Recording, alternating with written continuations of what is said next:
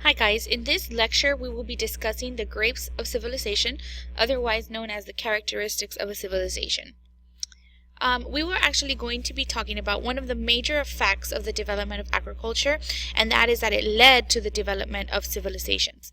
By the time that we are finished, you will have provided examples of each of the characteristics of civilization as they apply to the city of Laredo. Alright, so first, what is a civilization? Well, a civilization is the society, culture, and way of life of a particular group of people in a region. Because agriculture led to the development of permanent settlements and the increase of population, they had to come up with ways in which they were going to manage such a large group of people and also the resources that they were provided with.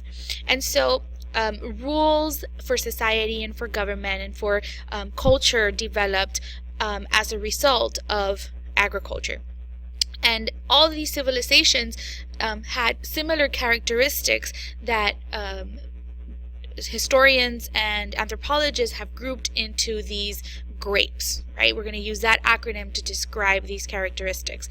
The G stands for geography, and we'll talk about some examples in just a minute.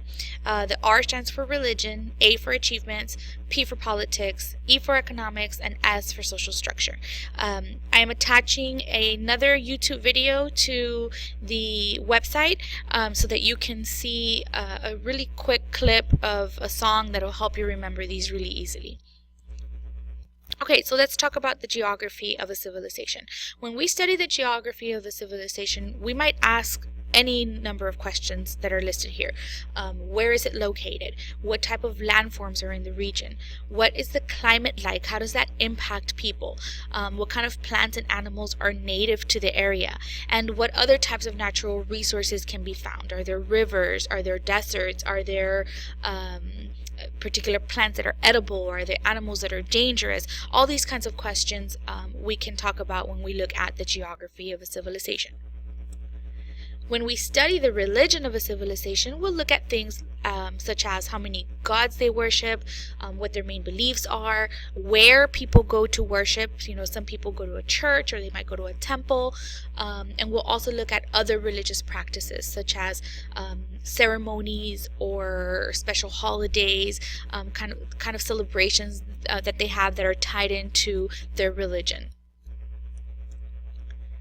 When we study the achievements of a civilization, we are looking at a whole bunch of stuff. Things like language, architecture, infrastructure, their buildings, their roads. What do they do for fun?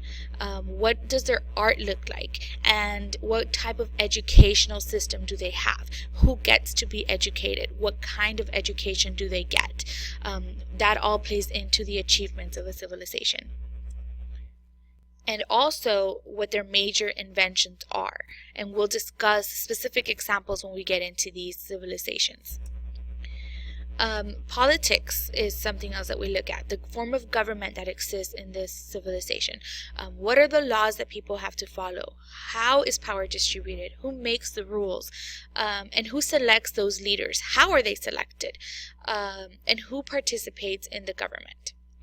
When we look at their economics, we'll look at the type of jobs that people do within that civilization. Who do they trade with, and what do they trade? What do they take out of their region, and what do they bring in exchange? Is there a system of money, or is there barter? Do they just exchange one good for another? When we look at social structure, we are looking at how society is organized.